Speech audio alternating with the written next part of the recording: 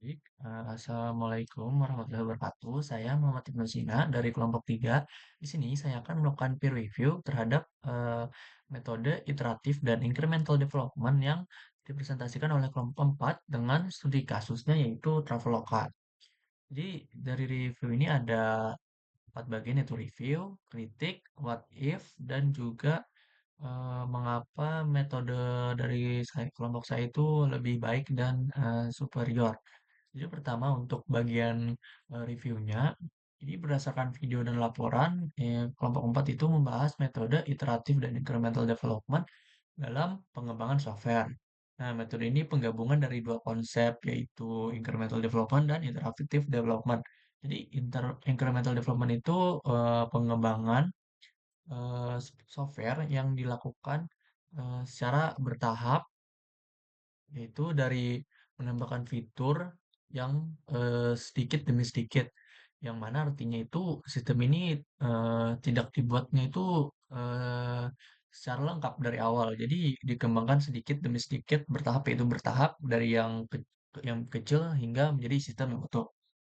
Lalu ada iterative development. Jadi ini proses pengembangan software yang dilakukan melalui siklus pengulangan. Si- eh, jadi sistem itu dimulai dari versi awal yang sederhana banget nih, lalu dievaluasi dan diperbaiki dan disempurnakan ya dan diulang secara terus-menerus hingga sistem itu menjadi lebih stabil dan berkualitas. Jadi ini juga membutuhkan feedback dari pengguna. Lalu kelompok 4 itu eh, hmm, jadi kelompok 4 itu studi kasusnya itu Traveloka. Jadi awalnya itu pada tahun 2012, Traveloka itu berfungsinya tuh sebagai search engine untuk tiket pesawat yang hanya membandingkan harga dari beberapa maskapai. Lalu pada tahap ini nih pengguna belum bisa membeli tiket langsung dari aplikasinya. Nah, baru setelah usernya nih mulai meningkat, lalu Traveloka nih baru mengembangkan fitur-fiturnya secara incremental. Mulai dari jadi mereka menambahkan fitur pemesan tiket yang sebelumnya tidak ada, sekarang ada di aplikasinya. Lalu juga menambahkan beberapa layanan kayak memesan hotel, layanan hiburan seperti mungkin tiket-tiket konser dan lainnya, dan juga layanan finansial kayak itu yaitu seperti pay later atau bayar nanti.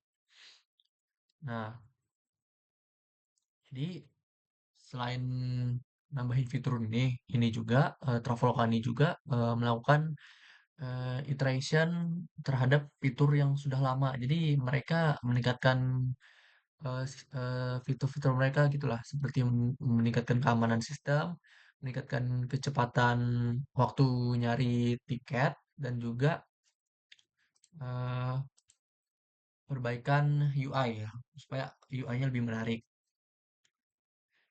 Jadi selanjutnya adalah eh, kritik. Jadi yang pertama itu kompleksitasnya makin naik. Kenapa? Karena semakin banyaknya fitur, yaitu incremental itu, makin banyak fitur di aplikasinya tuh makin kompleks karena sistemnya juga makin banyak, fiturnya makin banyak. Jadi integration antar fitur tuh uh, harus memiliki arsitektur sistem yang bagus agar semua fiturnya tuh berjalan dengan baik. Nah, yang keduanya itu ada risiko scope scoop scope creep. Jadi ya metode iteratif nih eh, menambahkan fitur secara terus-menerus. Jadi bisa tidak terkontrol dengan baik. Jadi dapat menyebabkan ruang lingkup eh, proyek yang terlalu luas. Jadi dampaknya tuh proses development tuh sampai pemeliharaan sistem tuh jadi lebih susah karena sistemnya yang lebih kompleks itu. Nah, jadi selanjutnya itu saya akan membahas bagian what if. Jika Traveloka tuh menggunakan metode dari kelompok saya itu Predictive Software Development. Nah, jika Traveloka menggunakan metode metode prediktif, proses pengembangannya tuh eh, pengembangan dan juga perencanaan dari proyeknya nih lebih ketat gitu. Jadi developer tuh nggak bakal merilis aplikasinya tuh yang awalnya kan awalnya tuh Traveloka dirilis sebagai pencari tiket doang tuh. Jadi nggak bisa jika menggunakan metode prediktif. Jadi seluruh aplikasinya mulai dari sampai bisnisnya juga tuh harus dianalisis secara menyeluruh, harus secara matang. Nah, setelah itu tuh eh eh, jadi ya seperti itu aplikasi itu harus di didesain dulu dengan matang-matang dan kunci sebelum sebelum development. Jadi sebelum development tuh timnya tuh harus riset terlebih dahulu, merancang dan harus siap. Nah, eh, terus berikutnya itu metode prediktif prediktif tuh lebih baik atau lebih superior. Jadi pertama tuh pastinya keamanan transaksinya tuh lebih terjamin. Kenapa? Itu Traveloka itu kan merupakan aplikasi yang proses transaksi yang dalam cukup besar dong dan juga berkaitan dengan eh, pembayaran pengguna data pembayaran. Nah, dengan metode prediktif nih sistem tuh dirancang, diuji, dan diverifikasi dulu sebelum dirilis.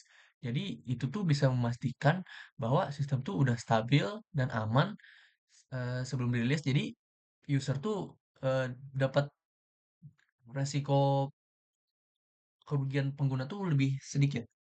Nah, yang kedua tuh perencanaan yang proyeknya ini lebih jelas. Jadi dengan metode ini nih, metode prediktif ini Eee, pengembangannya tuh secara terstruktur dan mulai dari analisis kebutuhan, desain sistem, dan implementasi dan pengujian tuh, pengembangan ini menjadi lebih terarah dan, memberikan gambaran yang lebih jelas lah. Jadi, developer tuh bisa paham gitu, proyeknya tuh, berjalannya tuh bagaimana. Nah, dengan kesimpulan itu,